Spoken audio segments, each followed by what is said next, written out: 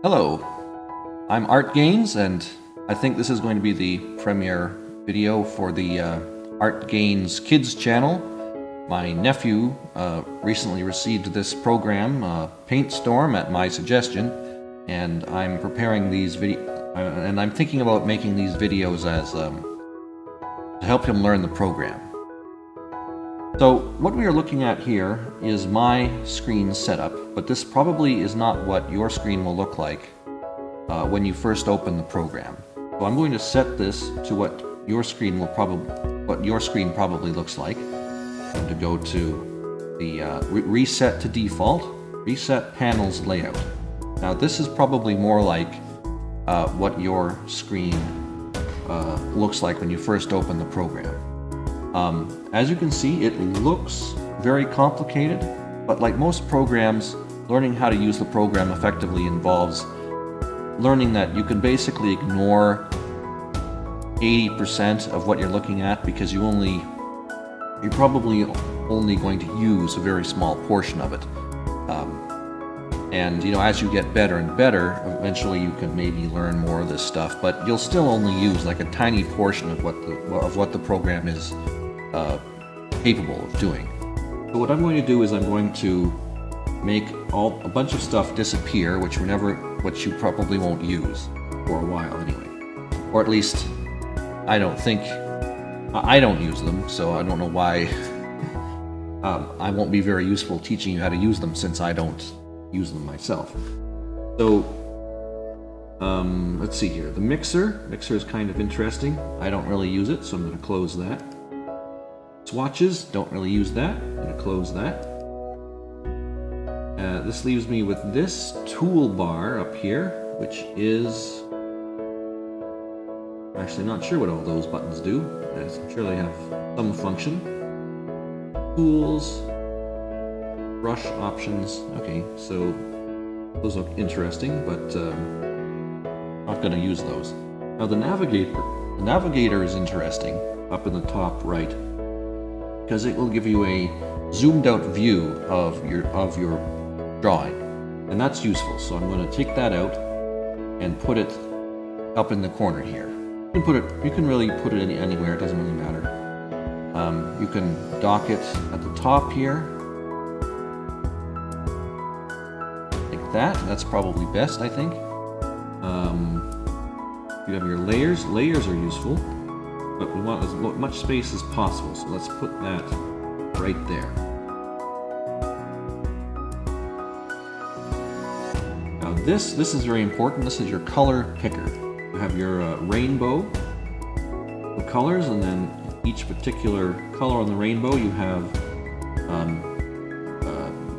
black at the bottom, white in the top corner, and the most saturated version of that color in the top right. Now, as I was speaking, I just realized that I'm probably using a lot of words that maybe a kid doesn't quite understand. So it's possible I'll go back and do an introduction to art terms at some point. But for the moment, I'm going to assume some basic levels of information. And when I get feedback, perhaps I will go back, make new videos clarifying what exactly I'm talking about if it's not clear. I know that other art channels for children are very they don't go into like the sophisticated details about how classical art works, right? So I have a classical art background. I have a background in oil painting, but if I'm going to be trying to make a channel for children, I'd better learn how to simplify things to a level that a child can understand and enjoy. So I'm going to do my best anyway. So let's see here. Oh, I'm also presuming that you already have a tablet or a Cintiq or something like that, and that your layout looks something like this. I know that there are Photoshop apps for iPad, for instance, and I've played around with those a little bit, but they're I have difficulty with them just because they're a different format than what I'm used to. So what I'm assuming you're using is a PC with either a tablet or a drawing tablet or some sort of Cintiq-like device. So let's see, where should we start here? Well, we can probably start with the brush, since that's what we'll probably use the most in this program. The brush tool should be over here on the left, and it's this one that looks like a paintbrush. If you hover over it, it should say brush tool. Click on that. You will have some basic brush selected, and you can draw on the screen with that. Of course, you can change the color by changing the color in the color picker. Got black, got green, got, purple. No, that's dark purple. Let's put a lighter color of purple in there. And let's see if this works. Okay, so depending on what type of device you're using, you might have a stylus which has two different ends on it. One which is a brush, and the other which is an eraser. Now I have an eraser on the back of mine.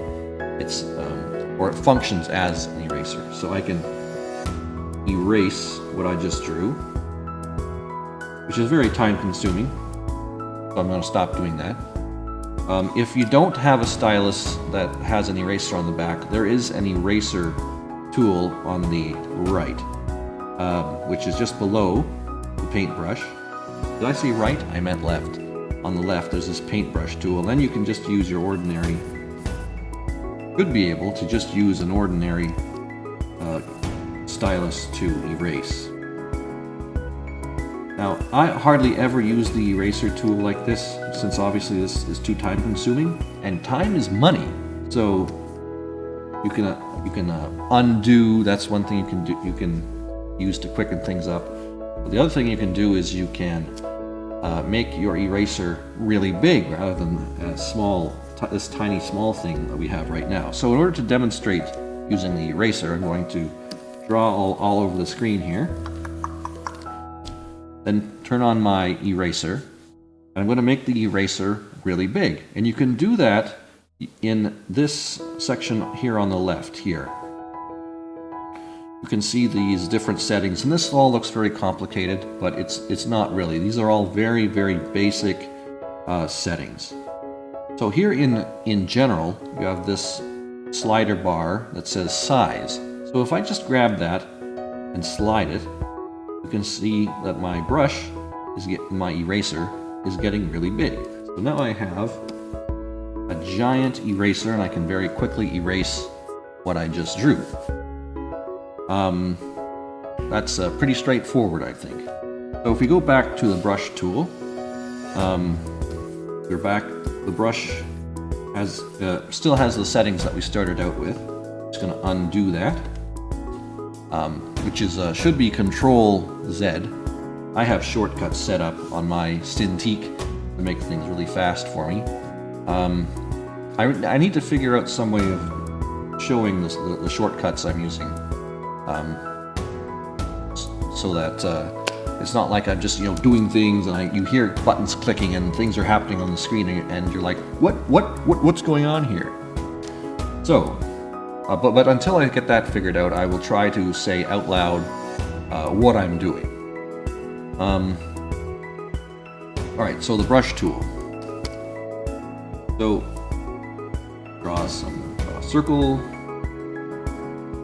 Let's draw a snowman. Very basic stuff. A masterpiece. I'm so impressed with myself. Now, let's say that you want to draw with a much wider brush. Instead of this tiny pencil-like thing, you want a much broader brush. Well, you can go back to these settings here on the left again, and go back to size, as we saw before with the eraser tool, and just grab that and drag it to the right, and you can see the brush is getting bigger and bigger. Now we have a much bigger brush going on there. And give this snowman a little shadow. So, and then let's say, it's hard to know precisely where to go when you don't actually have an audience and you haven't really prepared a plan for how to teach this stuff. So this is a trial run of how this is going to work. I'm just getting into the flow for it, I guess, and training myself how to keep talking and keep the verbal interest going. Okay, so I think I'll just do a little project. Okay, so I'll whatever tools that are necessary for me to do that project, I'll explain them as I go. Okay, we drew a snowman, but the snowman is very two-dimensional. He's very flat right now, so we can give him a little bit of three-dimensionality by giving him shading these snowballs so that they look a bit more round, and we can do that just with this same brush we're using right now. But the settings, we have to change the settings a bit so that we can have a little bit more control over the shadows, and we can do all that with all these slider bars over on the left again. So let's see here. Circle. There's different shapes we can choose for what our brush looks like, and circle is fine. Bristle amount, just ignore that. Size. Oh yes. There's one. The slider bar. These slider bars, as you can see, they look a little weird when you slide them. It's really, you get a really small thing over on this side, but if you slide it over here, the little orangey yellow slider gets wider and wider. And the reason for that is because we can control the maximum and the minimum size of the brush using these sliders. Now I will demonstrate. If I cover over the left side of this little slider bar, I can now change the minimum size of the brush. So if I just bring that right up to the other, if I just make it minuscule, my brush now has no finesse. It's just one single size, and I can't control how thick it is. So if I move it down to 0. Right over to the left, I now have a lot more control over the size of the brush. You see, it's almost not there, it's minuscule, and if I press harder and harder and harder, it gets bigger and bigger. So I'm just going to undo all that. And the size that I want is, I don't know, that looks about good. And the minimum size, I don't want 0 because that's a little too much. A little too much control. I don't want to be able to do that. And then opacity. Opacity is how transparent something is. And the maximum opacity we have here is 88%, and the minimum is, I don't know, that looks like 40% or so. That's also good. Transparency and opacity, those sound very similar. I'm not entirely sure what the difference is, or I vaguely understand it, but not enough to actually explain what the difference is. Color amount, I have no idea what that does. Blur, extends color, stabilizer.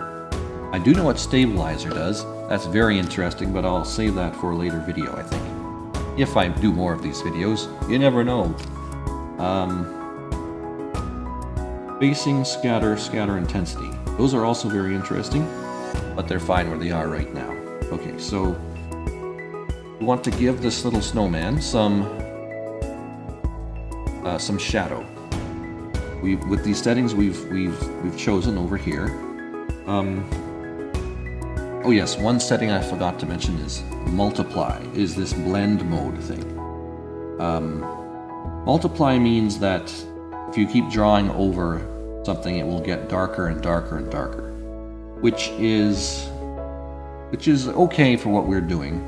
But if we're going to do that, we should probably choose a lighter color so that we can draw over our shadows more and more and more, and just very slowly build up the shadow.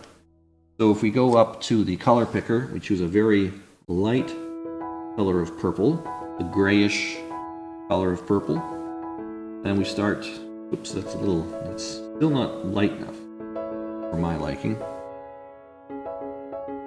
Still not light enough. Let's see here. Opacity, put the opacity even lower.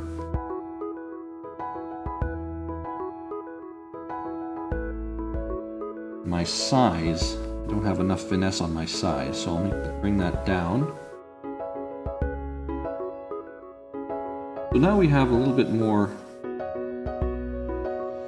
control, oops, over what's going on here. We can slowly build up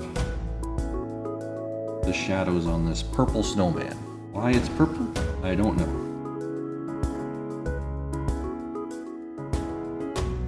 We just draw away like this, build up some shadows.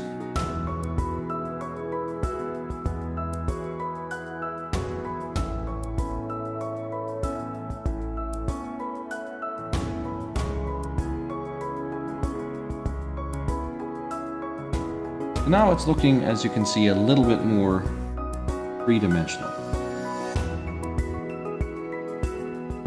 If you want to learn precisely how shadows work, how to represent shadows, just keep your eye open in the real world and study how shadows define what shape something is.